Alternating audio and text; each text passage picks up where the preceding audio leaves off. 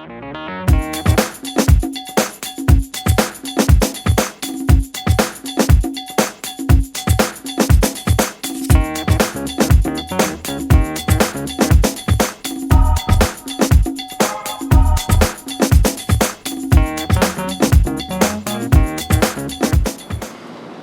internautas! Eu sou Darcy Rolandi, ouvidora-geral da Defensoria Pública do Estado do Rio de Janeiro. Hoje, nosso entrevistado é o Dr. Leonardo Miriguetti. Ele é coordenador do NUCAP. Boa tarde, doutor. Boa tarde. Doutor, eu gostaria que o senhor esclarecesse para o nosso público, né, o que é o NUCAP? Bem, o NUCAP é o Núcleo de Cadeias Públicas e Apoio ao Preso Provisório, né? Ele foi formado, né, ele é parte do núcleo do sistema penitenciário e voltado principalmente para cuidar sobre as situações prisionais referentes às unidades para presos provisórios, né? Então ele tem esse aspecto, ele guarda as atribuições do NUSPEN, né? E tendo em vista que a característica do preso cautelar, dentro de unidades de presos cautelares, ela guarda uma série de problemáticas bem específicas, tanto sobre a necessidade dos presos que estão custodiados, quanto as necessidades dos presos que conseguem a liberdade, quanto aqueles que, uma vez custodiados, são condenados. Doutor, esses custodiados que o senhor está falando, o nosso público é leigo. O que são esses custodiados? São esses presos provisórios? Quem são? São aqueles que ainda não sofreram condenação? Sim, o preso Quando a gente fala de custodiados, em princípio, são os presos cautelares. São aquelas pessoas que são presas, são mantidas presas pelo judiciário com o objetivo de responder a um processo. Ainda não foram julgadas, não é isso? Ainda não foram julgadas em princípio. No entanto, dentro do Rio de Janeiro, nós temos ainda a característica que as unidades de custódia acabam recebendo recapturados. Ou seja, pessoas que já estavam cumprindo pena e por alguma razão não voltaram para dormir no regime aberto. Aí houve uma reversão, né? Daí é determinada a prisão deles para serem recapturados e grande parte desses recapturados não são devolvidos para as unidades de cumprimento de pena rapidamente. Eles são mandados para unidades de custódia e dentro das custódias também nós temos a problemática dos presos que responderam ao processo como presos custodiados e que não são transferidos depois de condenados. Então nós temos unidades prisionais em que o que nós chamamos de desvio de execução, quer dizer, pessoas que não são presos cautelares, mas que estão em unidades cautelares, na casa de 40% da unidade. Então isso é uma problemática muito grande que afeta diretamente a todo esse sistema de presos cautelares. E essas casas de custódias, aonde que elas ficam localizadas? Nós temos tanto no complexo de Jericinó, nós temos em Japeri, né, Magé, né, aqui no NUCAP nós cuidamos, e São Gonçalo. As unidades que nós cuidamos são concentradas nessas 4 cidades. Há registro também de rebelião nessas casas de custódia ou não? É mais para presos, vamos dizer assim, condenados? Felizmente, aqui no Rio de Janeiro, nós não temos notícias sobre, há alguns anos, nós não temos notícias sobre grandes rebeliões, né? Eventualmente você vai ter convulsões e coisas pequenas que são totalmente resolvidas, mas grandes rebeliões, como nós temos notado em outros estados, elas já não acontecem há alguns anos. E um fator que é muito determinante para que isso evite, sem dúvida nenhuma, é a presença maciça da Defensoria Pública dentro de todas as unidades prisionais, né? No SPEN, tal como no NUCAP, nós estamos presentes permanentemente nas unidades prisionais. Semanalmente há defensores públicos que fazem o atendimento intramuros e diariamente há defensores que acompanham a situação de execução penal ou das condições prisionais, atendimento de família de presos também no núcleo do sistema penitenciário e no NUCAP. Qual é então a diferença do NUCAP para o NUSPEN? O NUCAP é do NUSPEN, né? O NUCAP é do NUSPEN, é parte do NUSPEN. é a parte de custódia, é a parte que cuida das unidades de custódia do NUSPEM. Ele foi instalado, né, em 2012, houve a assinatura do convênio com o Ministério da Justiça para a implementação de um núcleo e que favorecesse a situação dos presos cautelares. Nesse convênio, inclusive, tinha um aspecto bastante predominante sobre o favorecimento aos presos que potencialmente têm um direito à liberdade provisória, né? E daqueles fatos que, geralmente, quando condenados, vão redundar em prestação de serviço à comunidade.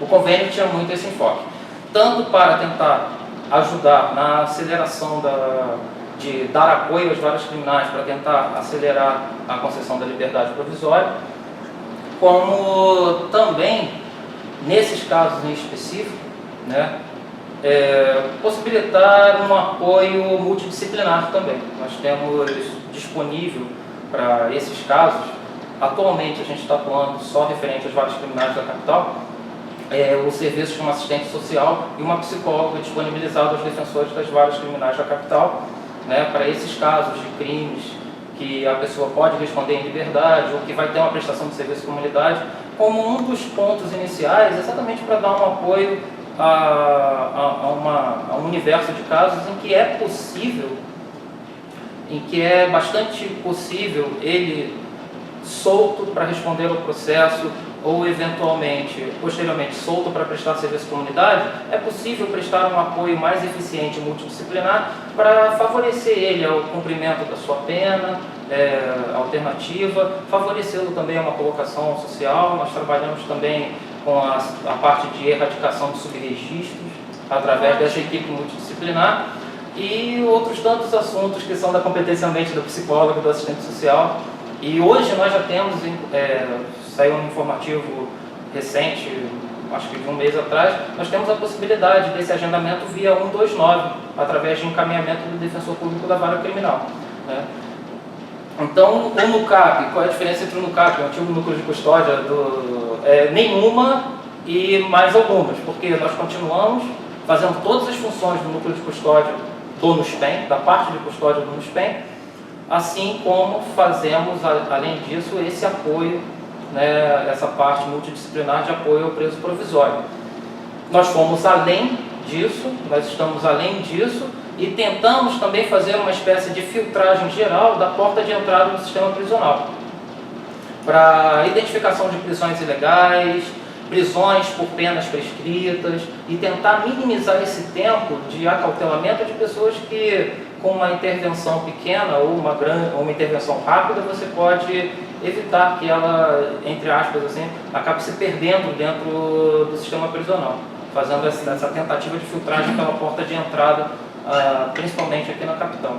Pô, um trabalho maravilhoso, né, que vocês desenvolvem, né? Sim, assim, toda unidade tem defensores que cuidam, mas dentro de um universo de uma unidade prisional, que você vai ter unidades de custódia com 1.000 e tantos presos, né, 900 presos, se você conseguir matar na unidade de entrada situações de ilegalidade, você vai ganhar um tempo incrível de minimização dessa violência por algumas prisões ilegais que nós já detectamos, referente a não recolhimento de mandados de prisão e situações de penas prescritas.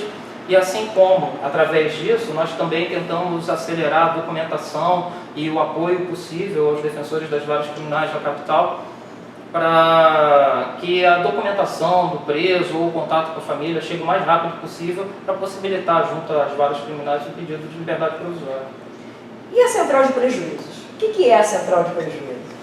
Bem, a central de prejuízos, basicamente, tendo que regredir um pouco, há de se explicar o que é o prejuízo, né? Quem é da área criminal acaba entendendo muito qual é a dor de cabeça.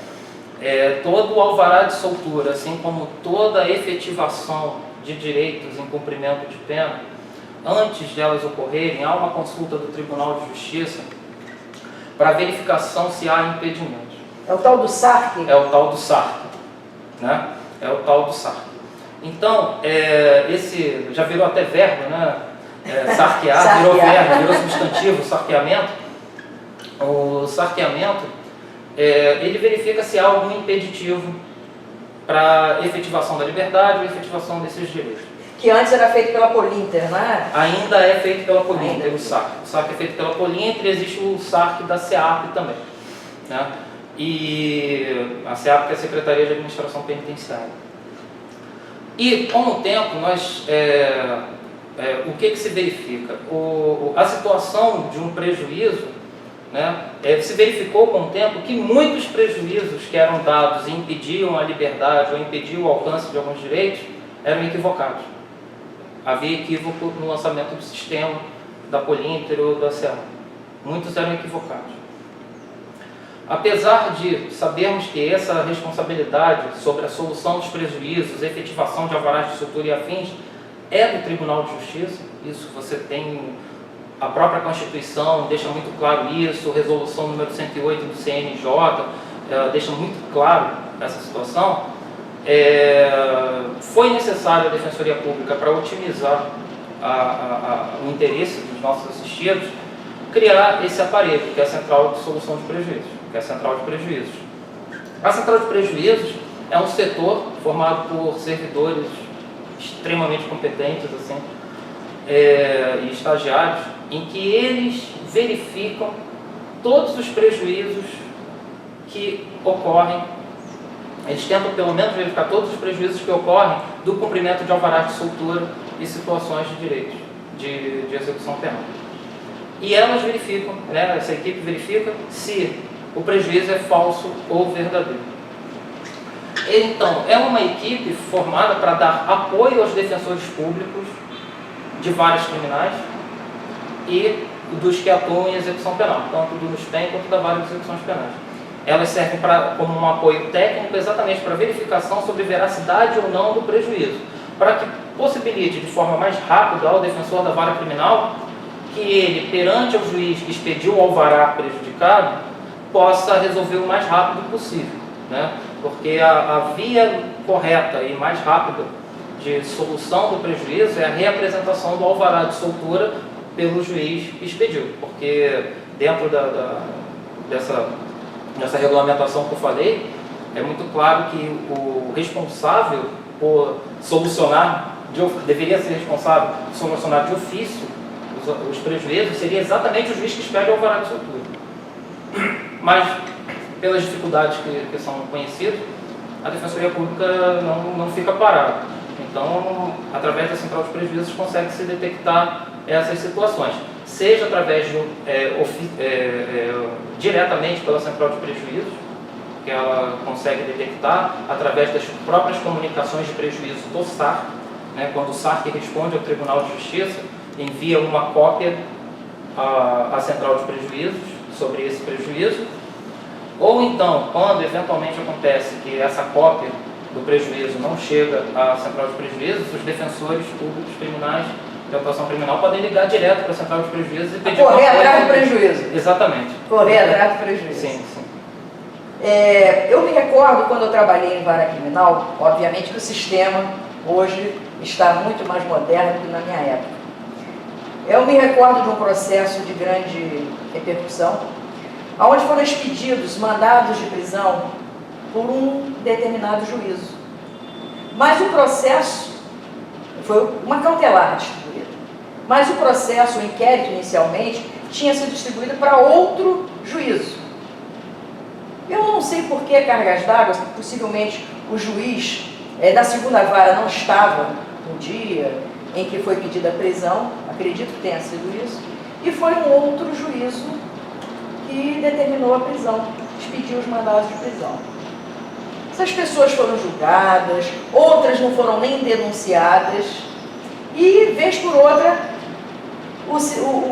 esse denunciado, ou até mesmo esse acautelado, né, em razão do pedido de prisão do Ministério Público, ia preso. Estava na rua, de repente ia preso. Uma blitz.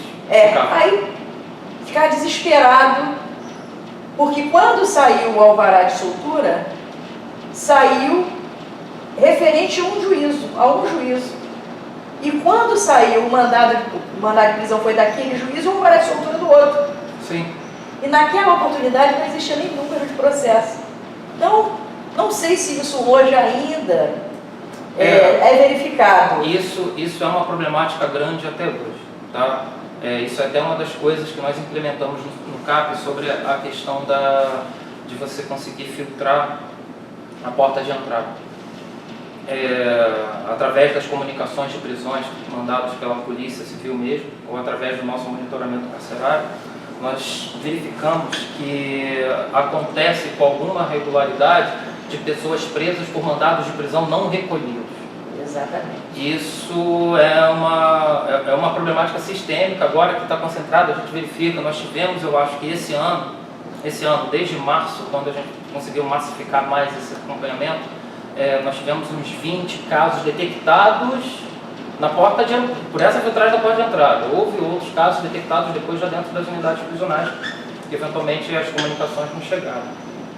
Então isso até hoje acontece. Acontece tanto sobre, recentemente teve o caso do Joelson, né, que saiu no jornal, que foi bem emblemático sobre isso, que ele foi absolvido em 2004, 2005, e o mandado de prisão continuou no sistema e ele foi preso. Como casos assim de concessões de livramento condicional, que ele é solto e o sistema não é atualizado, na primeira blitz prendem ele e ele volta, porque o mandado de prisão da Vara de Execuções Penais está lá ativo. Então, até hoje esse problema é muito comum. E felizmente, assim, dentro do que já estamos fazendo, mas que tem uma potencialidade para melhorar muito a abrangência,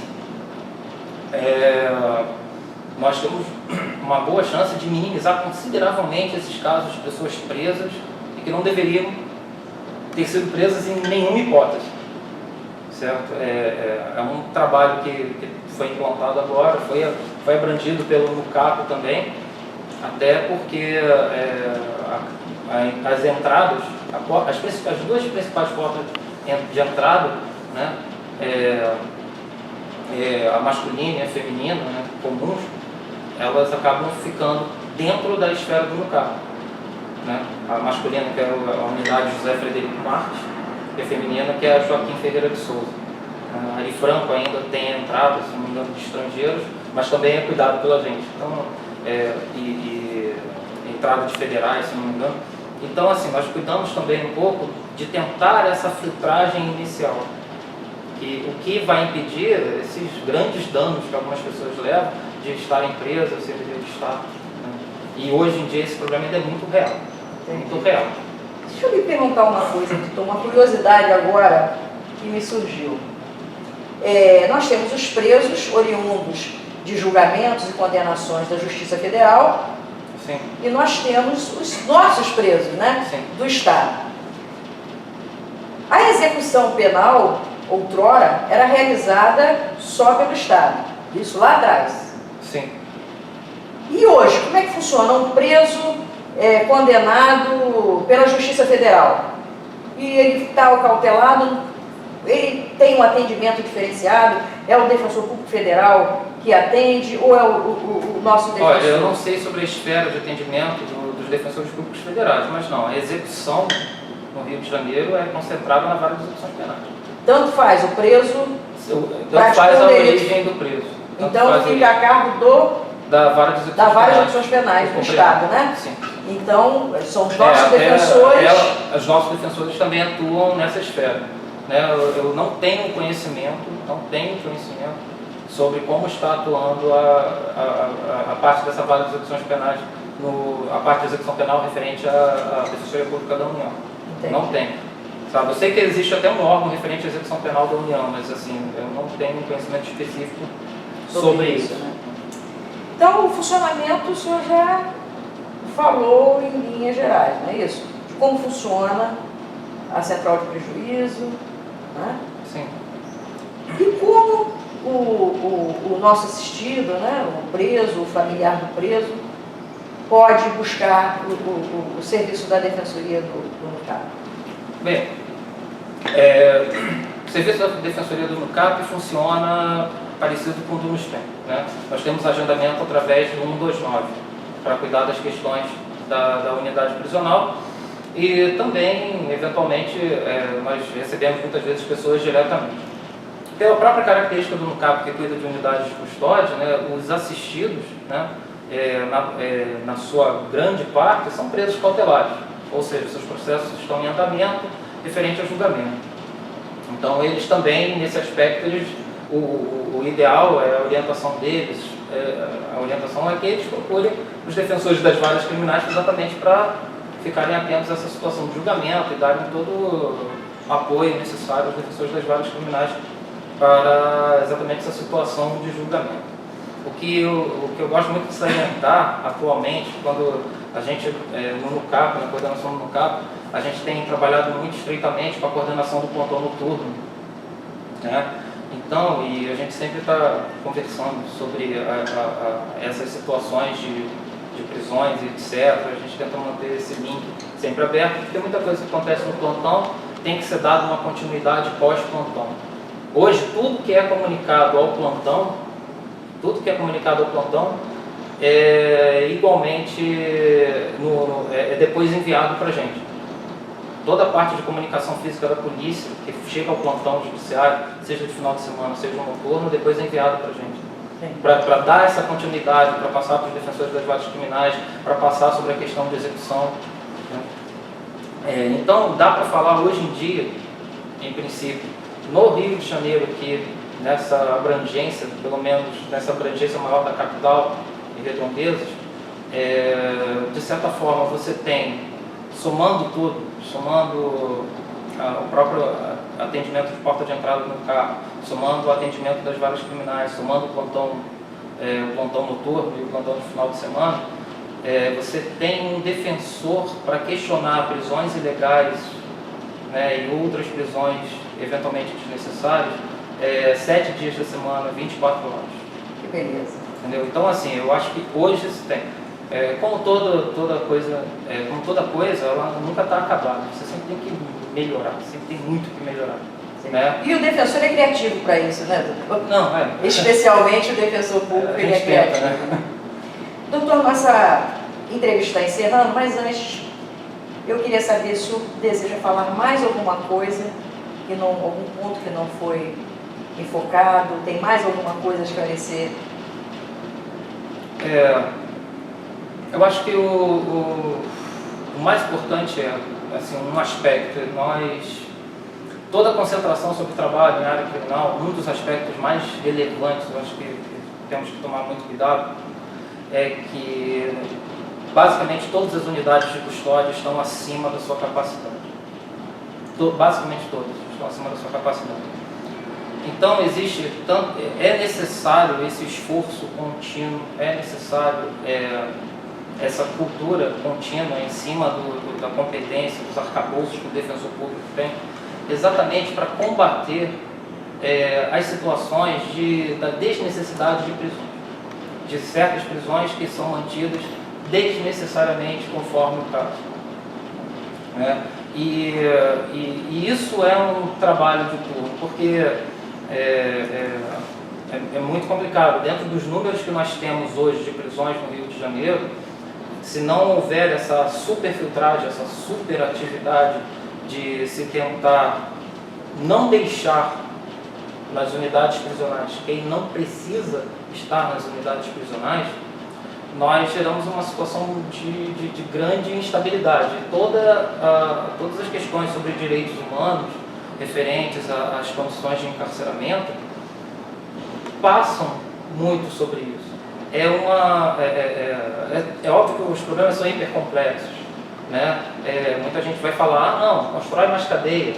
Não, mas espera aí, um dos pontos centrais que é direto da ação do nosso trabalho o esforço máximo para não deixarmos quem não precisa estar lá dentro de uma unidade prisional mantido preso cautelarmente ou então mantido preso por algum direito dele que ainda não foi reconhecido ou efetivado.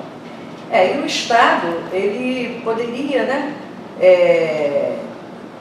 ter meios financeiros para viabilizar isso ao invés de gastar desnecessariamente com preso. Que todo mundo sabe, sempre é divulgado,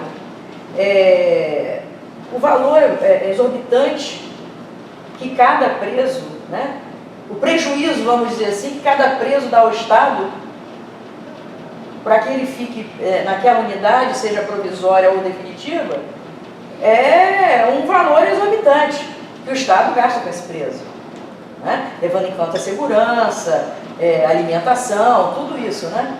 Eu acho que se realmente se o Estado investir de forma a priorizar somente para a cadeia quem tem que ficar na cadeia, quem não tem aquela necessidade, ele ficando solto, não só o Estado vai ter menos prejuízo financeiro, como essa pessoa vai ter uma possibilidade muito maior de não investir no crime, vamos dizer assim.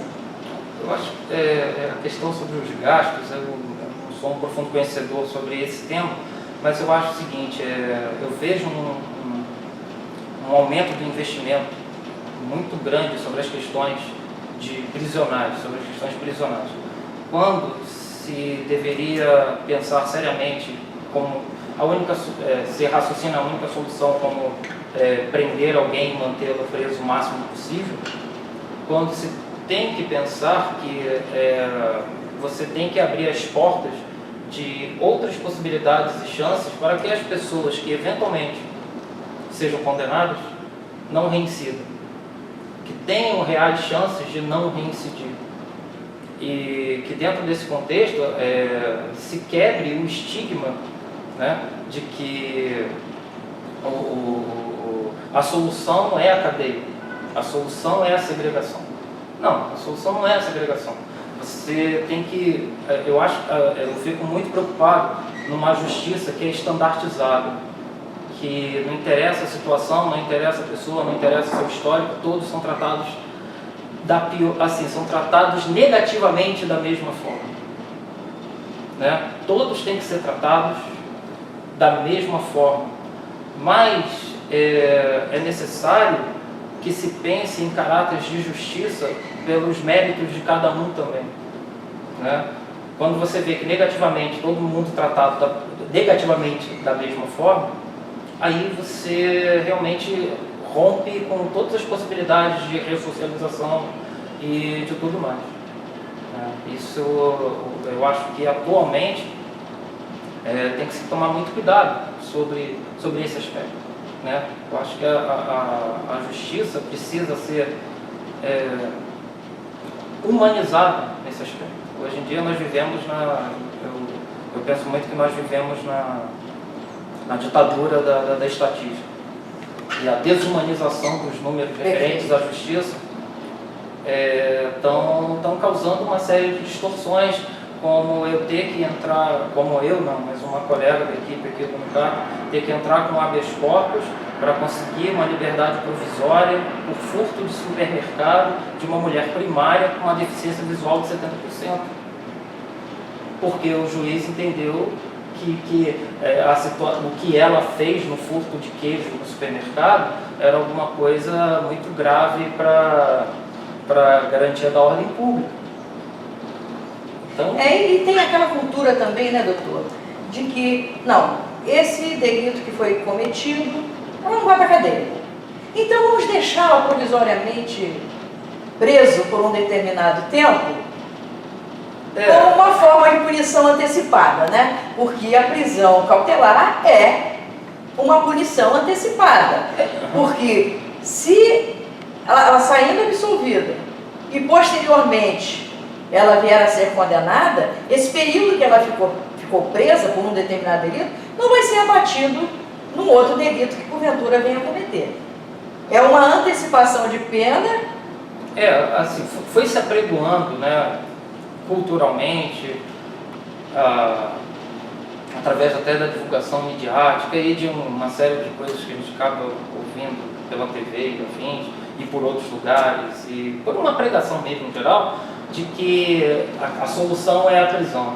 E a prisão cautelar Já que não acabou, pode jogar mais na fogueira, né, doutor? a prisão cautelar virou uma espécie de antecipação de punição. E quando o instrumento não é esse, né? O instrumento foi distorcido, né? Acabou se tornando uma super distorção para virar isso, né? E o problema é que a sociedade bate palma. Exato. E mal sabe a sociedade, não bater palma sobre isso, ela está produzindo o próprio veneno. Exatamente. Porque uma coisa assim, né? Parece que o preso, o processado criminal, para as pessoas em geral, é uma criatura sem rosto, né? Salvo quando é seu parente, daí ele tem rosto. Exato. Entendeu? Daí todo mundo lembra que de uma série de coisas. Então, a